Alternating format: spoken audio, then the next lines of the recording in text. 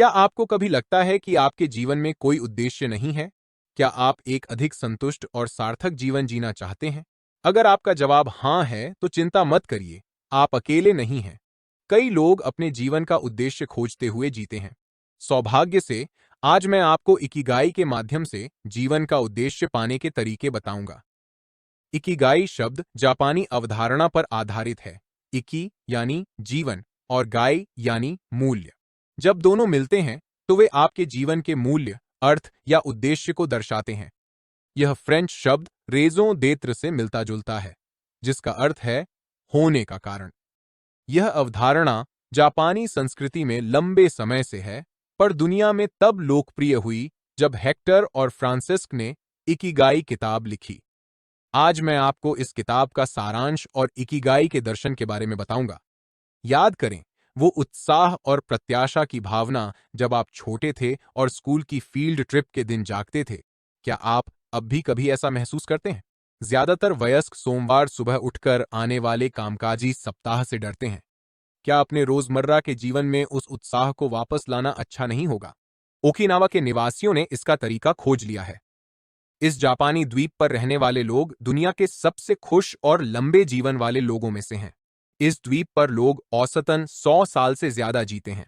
यहाँ की पूरी आबादी बिना रिटायरमेंट के बारे में सोचे जीवन भर काम करती है। यहाँ के बुजुर्ग भी बहुत स्वस्थ हैं और जब रिटायर होते हैं तो अपने शौक और समुदाय में सक्रिय रहते हैं। तो उनका राज क्या है? वे इकिगाई के सिद्धांतों के अनुसार जीते हैं।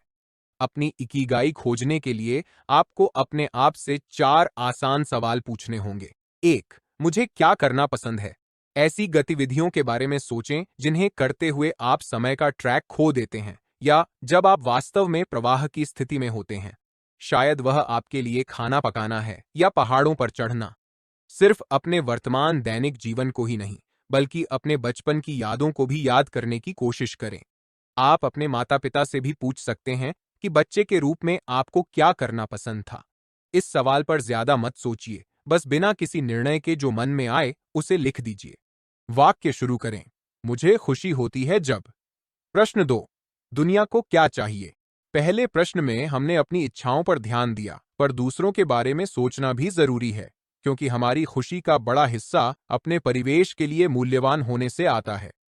ओकिनावा में हर व्यक्ति एक समुदाय का हिस्सा है, जहां लोग एक दूसरे की मदद और देखभाल करते हैं। तो सोचिए कि दुनिया में क्या कमी है और किससे लोगों को फायदा होगा। शायद आपको लगता है कि दुनिया को थोड़ा धीमा होना चाहिए और लोगों को प्रकृति से फिर से जुड़ना चाहिए। आप इसे अपने माहौल पर भी लागू कर सकते हैं। फिर अपने आप से पूछें, मेरे साथी को क्या चाहिए? या मेरे परिवार को क्या चाहिए? तीसरा, मुझे किस काम के पैसे मिल सकते हैं? बेशक हम सब चाहते हैं कि सिर्फ वही करें जो हमें पसंद है और दूसरों के लिए फायदेमंद हो, पर जीवन की जरूरतों के लिए पैसा कमाना भी जरूरी है। ओकिनावा में अधिकतर लोग 90 साल की उम्र में भी अपने बगीचे की सब्जियां बाजार में बेचकर आजीविका कमाते हैं। इस सवाल का जवाब देने के लिए पहले बिना किसी फैसले के लिखें कि आप अभी किससे पैसे कमाते हैं। फिर ऐसी दूसरी गतिविधियों, सेवाओं या उत्पादों के बारे में सोचें जिनसे आप पैसे कमा सकते हैं। जो भी आपके मन में आए, सब लिख लें। और आखिरी सवाल, मैं किसमें अच्छा हूं? उन चीजों के बारे में सोचें जिनमें आप माहिर हैं। शायद आपको अजीब लगे कि इस पहलू पर आखिर में विचार किया जा रहा है, पर इसका एक अच्छा कारण है। हम अक्सर अपनी सारी प्रतिभाओं से अनजान रहते हैं, क्योंकि वे अतीत के भावनात्मक अनुभवों के नीचे दबी होती हैं। हम दूसरों की राय को अपने पर हावी होने देते हैं। उदाहरण के लिए, अगर आपके तैराकी कोच ने कहा कि आप अच्छे तैराक नहीं हैं, तो आप उस पर यकीन करके दूसरा खेल चुन सकते हैं। लेकिन हो सकता है कि तैराकी कोच ही अपने काम में अच्छा नहीं था और आप में वास्तव में प्रतिभा थी। इसलिए इन सीमित विश्वासों को खारिज करना जरूरी है। तो इस सवाल का जवाब देने के लिए वो चीजें लिखें जिनमें आप अच्छे हैं और वो भी जिनमें अभ्यास से अच्छे बन सकते हैं। जब आप इन चारों सवालों के जवाब दे दें, तो अगला कदम है कार्रवाई करना। नमस्कार दोस्तों, आप यह बुक सुन रहे हैं बुकपीडियाज यूट्यूब चैनल के माध्यम से। अगर यह बुक आपको पसंद आई है तो मेरे यूट्यूब चैनल बुकपीडियाज को सब्सक्राइब करना मत भूलना। करना जरूरी है। तो इस सवाल का जवाब देने के लिए वो चीजें लिखें जिनमें आप अच्छे हैं और वो भी जिनमें अभ्यास से अच्छे बन सकते हैं। जब आप इन चारों सवालों के जवाब दे दें, तो अगला कदम है कार्रवाई करना। कई लोग मानते हैं कि जीवन का उद्देश्य जादुई तरीके से प्रकट होता है, एक आकस्मिक ज्ञान की तरह। हालांकि जिन लोगों ने जीवन में अपना जुनून पाया, उन्होंने इसके लिए कड़ी मेहनत और दृढ़ता दिखाई। अपनी इकिगाई खोजना परीक्षण और त्रुटि का मामला है। कार्रवाई करने के लिए इकिगाई के चारों तत्वों के अपने जवाबों को देखें और उनके साथ ठोस कदम लिखें। सोचिए कि आप अपनी पसंदीदा गतिविधियों को अपने रोजमर्रा के जीवन में कैसे शामिल कर सकते हैं और आप अपने परिवेश और प्रियजनों के लिए कैसे मूल्यवान बन सकते हैं।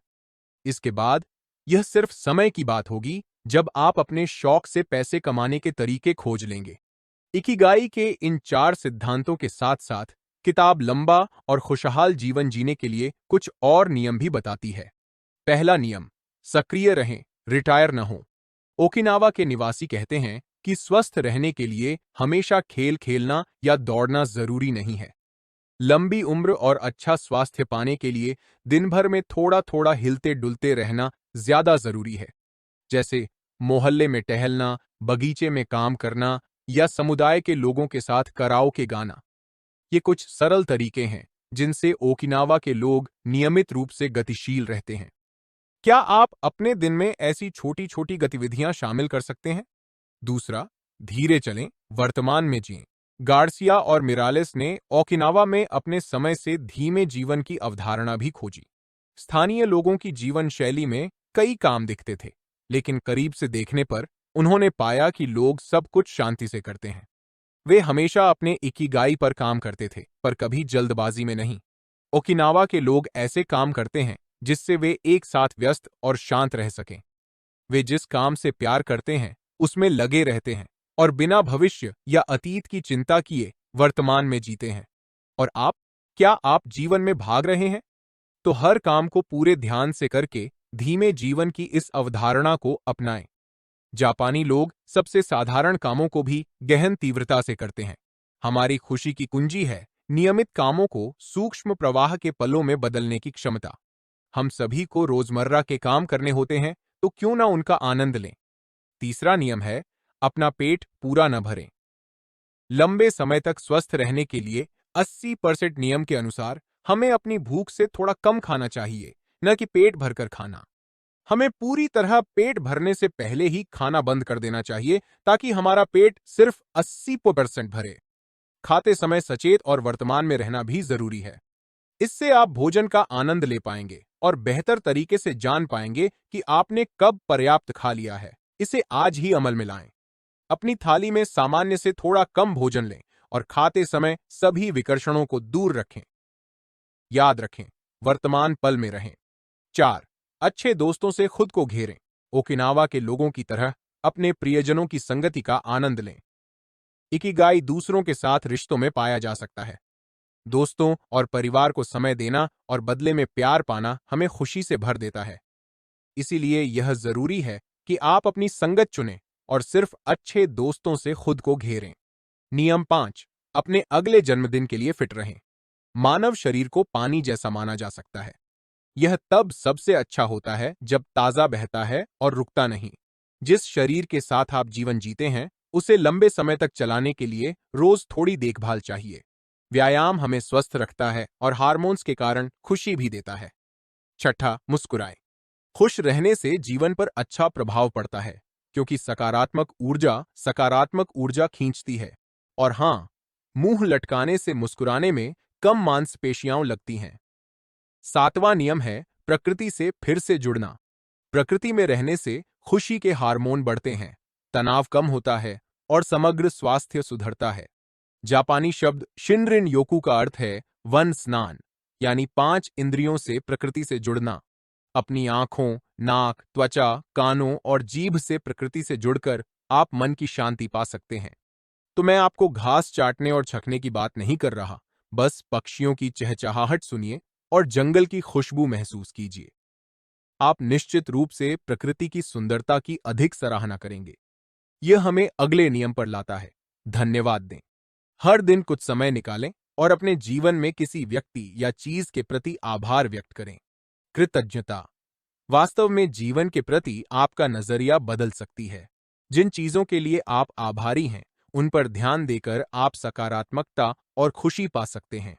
और अंत में अंतिम नियम, अपने इकिगाई का पालन करें। सबसे महत्वपूर्ण नियम है अपने इकिगाई के अनुसार जीवन जीना। हालांकि हम सबका इकिगाई अलग है, वे सभी अर्थ की खोज से जुड़े हैं। इकिगाई हमारे जीवन में उद्देश्य लाता है और हमें रोज ऊर्जा से भर देता है। यह हमारा अस्तित्वगत ईंधन है। अगर आपको अभी तक अपना इकिगाई नहीं मिला है, तो विक्टर फ्रैंकल की सलाह याद रखें। अगर आप अपना मिशन नहीं जानते, तो फिलहाल आपका मिशन है उसे खोजना। ये हमें वीडियो के अंत तक लाता है। मुझे आशा है कि अब आप अपना इकिगाई पा सकेंगे और एक खुशहाल, सार्थक जीवन जी सकेंगे। अगर आपको यह वीडियो पसंद आया, तो कृपया लाइक करें और अधिक किताबों के सारांश के लिए इस चैनल को सब्सक्राइब करें। देखने के लिए धन्यवाद और अगली बार फिर मिलेंगे।